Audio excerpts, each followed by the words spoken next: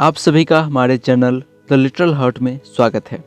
आज हम लोग आर के नारायण के द्वारा लिखी गई स्टोरी गेटमैन्स गिफ्ट को देखेंगे, जो उनकी short stories collection Malgudi days से ली गई है।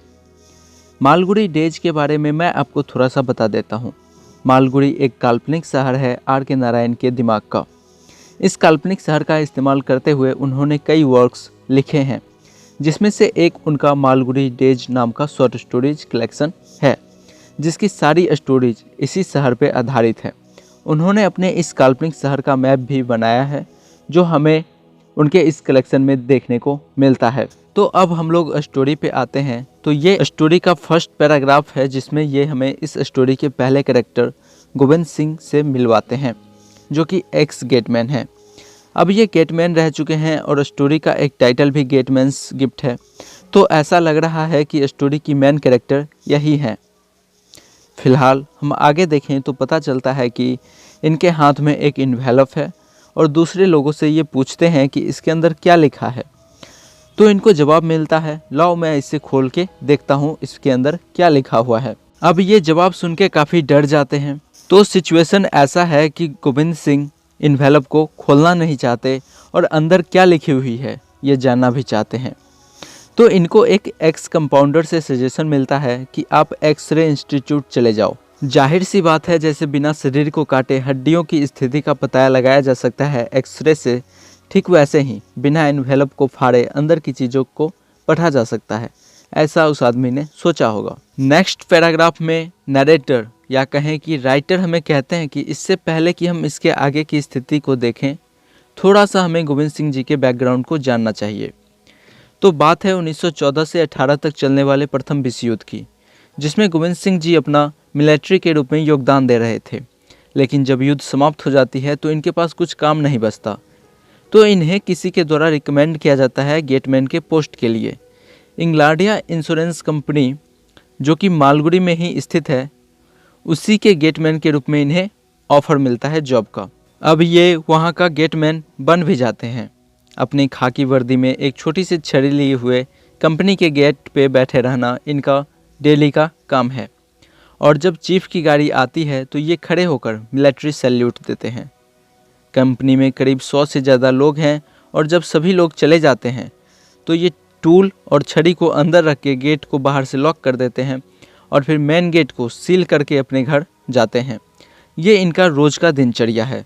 इस तरह से इन्होंने अपने 25 वर्ष बिता दिए हैं और इनकी अब आंखें और कान कमज़ोर हो चुकी हैं। इसलिए इन्हें अपने रिटायरमेंट के लिए एप्लीकेशन देना पड़ता है और ये पेंशन की मांग रखते हैं।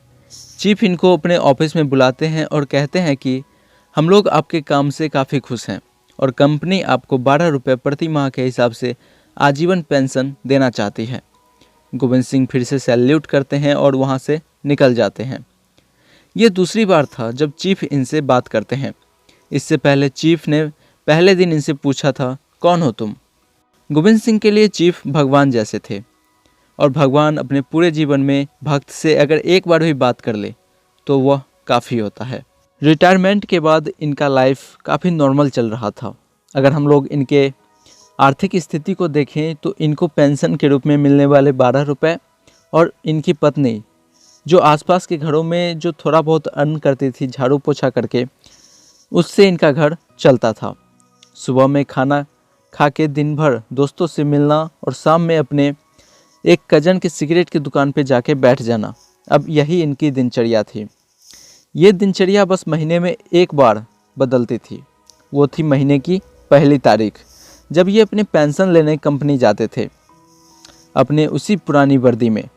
इनके जीवन में काफ़ी खाली समय होता है और इसी दौरान उन्हें अपने बारे में एक नई चीज़ पता चलती है कि ये मिट्टी और लकड़ी के भूसी से काफ़ी अच्छी मॉडल्स बना सकते हैं। जैसे हम लोग चिकनी मिट्टी के छोटे छोटे खिलौने देखते हैं, कुछ वैसा ही। एक्चुअली होता क्या है कि बगल की एक छोटी बच्ची इनके पास अपनी टूटी हुई डॉल को रिपेयर करवाने के लिए लेके आती है और ना केवल ये डॉल को रिपेयर करते हैं बल्कि उसे एक नई चीज़ बना देते हैं जो कि पहले से काफ़ी सुंदर थी। जल्द ही ये उसमें काफ़ी घुल मिल जाते हैं और अपने घर के पीछे से मिट्टी लेते हैं और लकड़ी की भूसी जो बगल के दुकान से ये लेते हैं और कुछ पैसों का पेंट खरीदते हैं और ये स्टार्ट कर देते हैं अपनी नई मॉडल्स बनाना। अपने घर के दरवाजे पे बैठ के अपने जीवन में इन्होंने जिन जिन व्यक्तियों को देखा था उन सभी को छोटी छोटी आकृतियों में मिट्टी और लकड़ी की भूसी से एक आकृति देते हैं, एक मॉडल देते हैं। चाहे वो ऑफिस के सामने से दोपहर में गुजरने वाले भिखारिन हो या फिर खीरा बेचने वाला वेंडर, ये अपने शहर का भी एक मॉडल बनाते हैं और उसे अच्छी तरीके से व्यवस्थित कर देते हैं और अपने उस कजन के दुकान पे ले जाके रख देते हैं, जो कि एक हम लोग कहें तो आकर्षण का केंद्र बन जाता है। आप लोग इस मॉडल को ऐसे समझ सकते हो जैसे हम लोग अपने गांव को या फिर शहर को गूगल मैप से देखते हैं, या यूँ कहें कि हमारा शहर का एक 3D प्रिंटिंग हो जो कि मिट्टी से बना हुआ हो। कुछ ऐसा ही ये मॉडल बनाते थे, जो कि साइज में तो छोटा था लेकिन दिखने में हूबहू वैसा ही। अब उस दुकान पे जो भी उस मॉडल को देखता, हर कोई गोविंद सिंह की तारीफ करता और कुछ लोग तो उसे खरीद भी लेते। अब ये डेली का दिनचर्या बन गया था। फिर बारी आती है उस दिन की जब उन्हें पेंशन लेने अपने कंपनी जाना था। ये अपने ऑफिस वाले स्ट्रीट का मॉडल बना के ले जाते हैं और उस अकाउंटेंट को दे देते हैं। बोलते हैं इसे साहब को दे देना। अकाउंटेंट बोलता है ठीक है, लेकिन ये जो मॉडल होता है ये ऑफिस में भी आकर्षण का केंद्र बन जाता है। करीब आधे घंटे तक लोग उसे देखते रहते हैं और खूब सारा तारीफ करते हैं। अगले महीने फिर से गोविंद सिंह खेलते हुए बच्चों का मॉडल बना के ले जाता है और पूछता है साहब को, क्या पिछला वाला मॉडल पसंद आया था? हाँ, उन्होंने तो बहुत पसंद किया। फिर गोविंद सिंह बोलते हैं प्लीज़ ये मॉडल भी उनको दे दीजिएगा। इसी तरह वो हर महीने पेंशन वाले दिन एक नए मॉडल को ले जाते हैं और पिछले के बारे में पूछते हैं कि साहब को कैसा लगा, और अकाउंटेंट हमेशा की तरह कहता है उन्हें काफ़ी अच्छा लगा। फिर वो लास्ट में अपना एक मास्टरपीस बनाते हैं जिसमें वह अपने ऑफिस का मॉडल बनाते हैं। चीफ अपने गाड़ी से बाहर निकल रहे होते हैं और गोविंद सिंह अपने गेट के पास खड़े होते हैं। ये मॉडल काफ़ी ज़्यादा रियलिस्टिक था। इसे भी हमेशा की तरह एक अकाउंटेंट को देते हैं और इस बार इसकी बहुत ज़्यादा तारीफ होती है। तभी गोविंद सिंह पूछता है मास्टर गुस्सा तो नहीं होंगे? अरे अरे गुस्सा क्यों होंगे? फिर समय गुजरता है और करीब एक सप्ताह बाद एक डाकिया इनके घर पे आता है। वो एक रजिस्टर्ड लेटर लेके आता है और गोविंद सिंह को देता है। इन्हें लगता है कि रजिस्टर्ड लेटर बस वकील ही भेजते हैं और वह लेने से इनकार करते हैं, क्योंकि उन्हें डर लग रहा होता है कि पता नहीं साहब ने क्या भेजा होगा। लेकिन उसे वह लेटर लेना पड़ता है। हालांकि वो लेटर तो ले लेते हैं लेकिन उन्हें खोलने में अब काफ़ी डर लग रहा होता है। इनकी पत्नी इनसे बोलती है इसे खोलो तो और दो किसी को पढ़ने, लेकिन गोविंद सिंह बोलता है नहीं, इसे नहीं खोल सकते, ना जाने साहब ने क्या लिखा हो, हमारी पेंशन ना बंद कर दी हो, भगवान जाने। तो तुम ऑफिस क्यों नहीं चले जाते? नहीं, अब मैं कभी वहाँ नहीं जाऊँगा।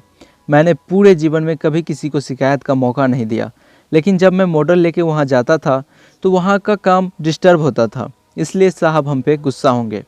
अब गोविंद सिंह चिंतित रहने लगा। सड़क किनारे खड़ा होकर सभी से पूछता, लेकिन जवाब तो वही मिलना था। ये तो हो गई बैकग्राउंड की बातें। अब हम लोग आते हैं प्रेजेंट स्थिति पे। तो अब बारी थी गोविंद सिंह की एक्सरे इंस्टीट्यूट जाने की। एक असिस्टेंट वहाँ पे पूछता है इनसे आने की वजह। गोविंद सिंह सारी बातें उनको बता देते हैं। इसे बिना खोले वो पढ़ना चाहते हैं।